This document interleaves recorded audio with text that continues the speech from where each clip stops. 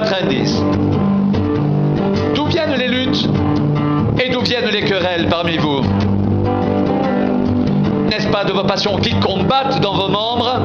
Vous convoitez, vous ne possédez pas. Vous êtes meurtrier et envieux et vous ne pouvez pas obtenir. Vous avez des querelles et des luttes et vous ne possédez pas parce que vous ne demandez pas.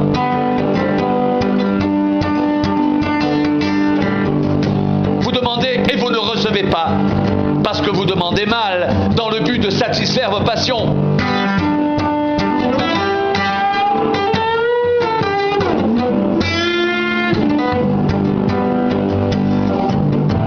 Adultère que vous êtes, ne savez-vous pas que l'amour du monde est inimitié contre Dieu?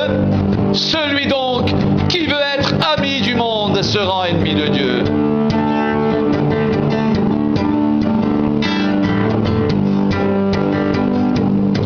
Croyez-vous que l'Écriture parle en vain?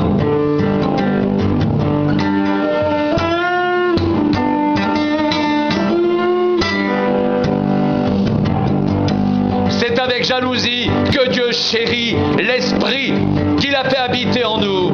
Il accorde au contraire une grâce plus excellente. C'est pourquoi l'Écriture dit « Dieu résiste aux orgueilleux, mais il fait grâce aux humbles ». Soumettez-vous donc à Dieu. Résistez au diable et il fuira loin de vous.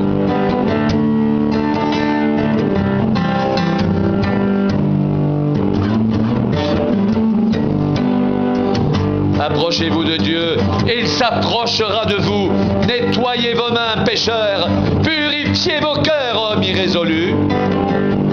Sentez votre misère. Soyez dans le deuil et dans les larmes. Que votre rire se change en deuil et votre joie en tristesse.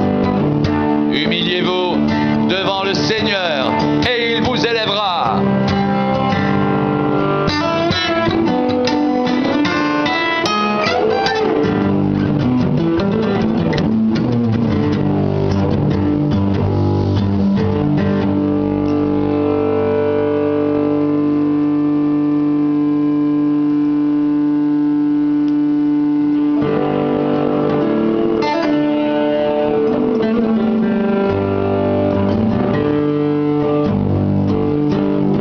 Jacques 5 à 6.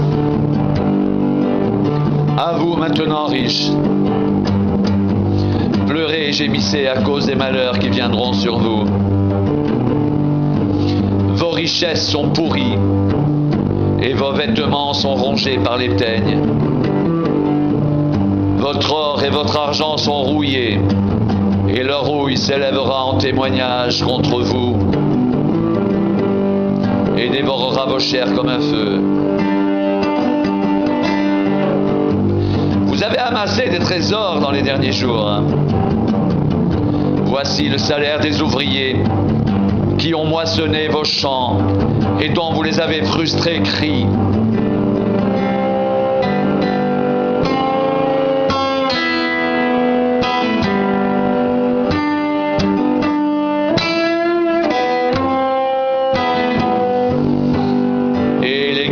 Moissonneurs sont parvenus jusqu'aux oreilles du Seigneur des armées. Vous avez vécu sur la terre dans les voluptés et dans les délices. Vous avez rassasié vos cœurs au jour du carnage. Vous avez condamné, vous avez tué le juste qui ne vous a pas résisté.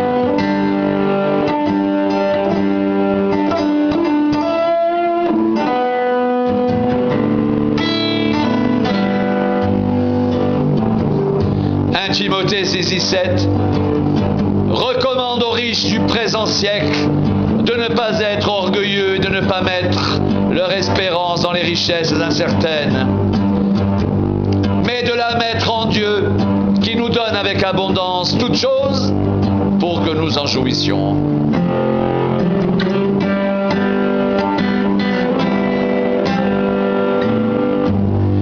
Timothée 6:12. C'est en effet une grande source de gain que la piété avec le contentement.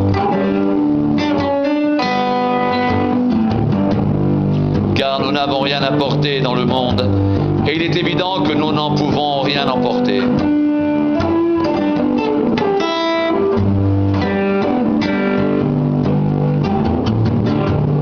Si donc nous avons la nourriture et le vêtement, cela nous suffira.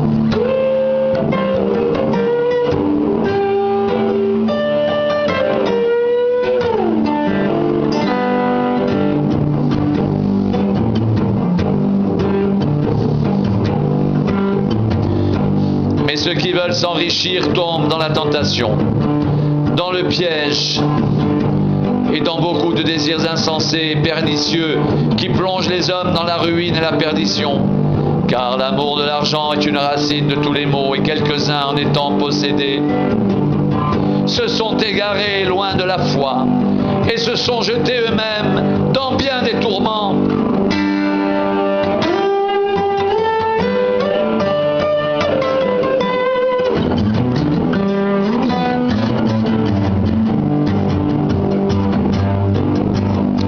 Pour toi, homme de Dieu, fuis ces choses et recherche la justice, la piété, la foi, l'amour, la patience, la douceur.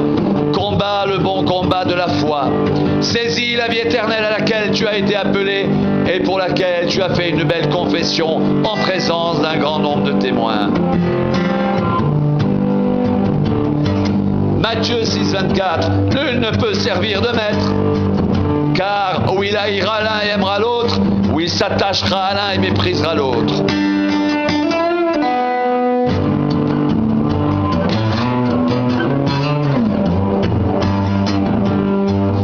Vous ne pouvez servir Dieu et Mammon.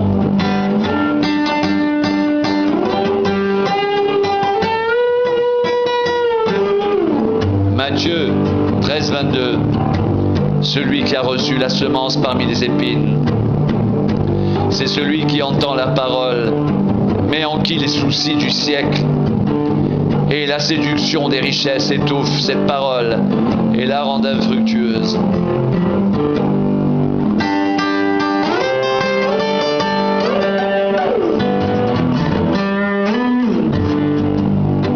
Hébreux 13, 5. Ne vous livrez pas à l'amour de l'argent, contentez-vous de ce que vous avez, car Dieu lui-même a dit: je ne te délaisserai pas et je ne t'abandonnerai pas.